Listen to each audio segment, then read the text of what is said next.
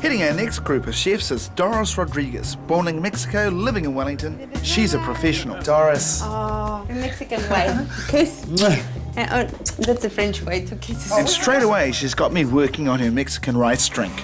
Raw rice, cinnamon quills, and water. I hope you like it. It's amazing. Next, quesadilla, a homemade tortilla filled with venison sausage. Rick. Oh, Doris. Simple, but simplicity is good. But not too much simplicity.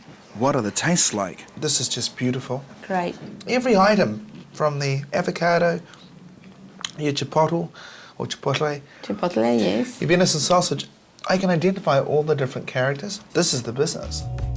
Now the main, fresh gurnard served with spicy Mexican rice and mushrooms. This is the main course? Yes. And you're happy that you haven't got any vegetables apart from mushrooms with this? If I'm going to a restaurant, do you think I'd get value for money from this? I'll come back. Shall I? I was going to put corn, but I couldn't find corn. Chili at this time of the day, it's quite refreshing. And the red peppers would just blend in with the flavours of the poblano chili. This actually has real textures, really good understanding of flavours. If I was in a restaurant, I'd really enjoy it, and I'd probably see my compliments to the chef. And with fresh cherries and pecan parfait to finish, great. It's an easy 8.5. Oh, wonderful. That's great. Well done, Doris.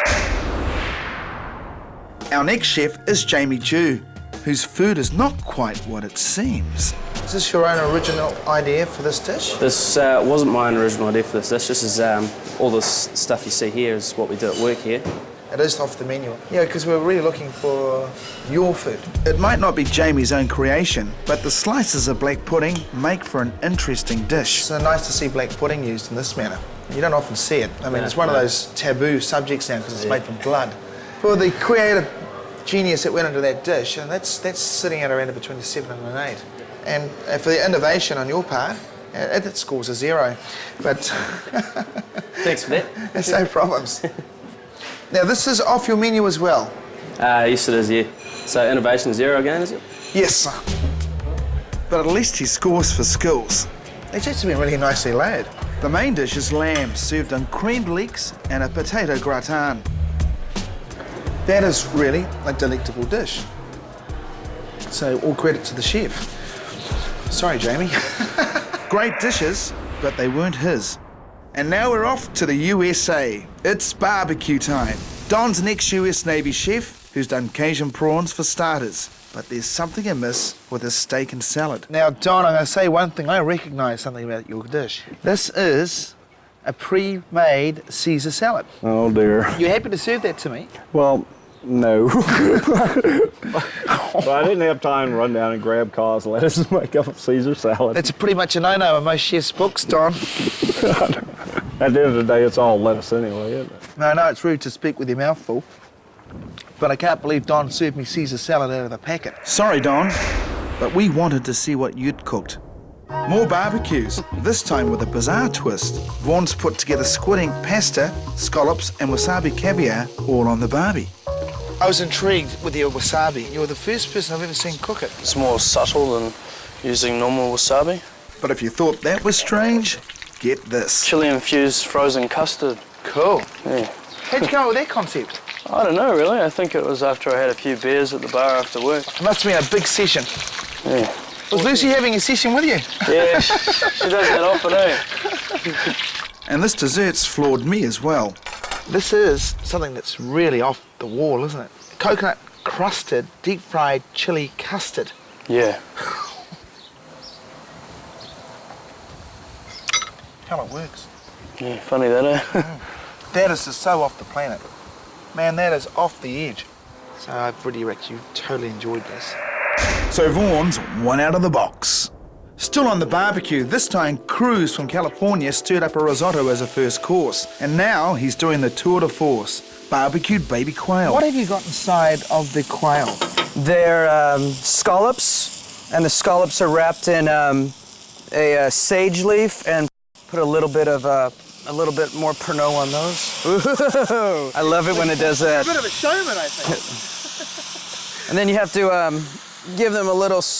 They've been flattened before. I like my quail just like slightly medium to medium rare. So I'll take them off shortly then.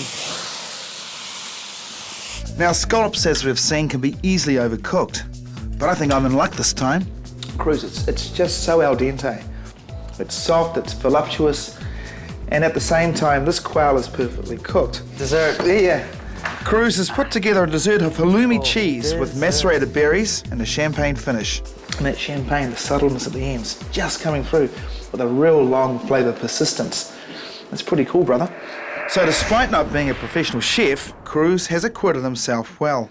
However, there were some professionals who surprised us by making even the most basic mistakes. Jason can claim to be New Zealand's true naked chef. I do a bit of male dancing for the Strawberry Grams, hens nights, birthdays, that sort of thing. But when it came to food, Jason had prawn problems. He served the basic meat and 3 veg, and the sauce in his brandy snap had split. It's not your fault, or perhaps it is, you cooked it. At least you have a future.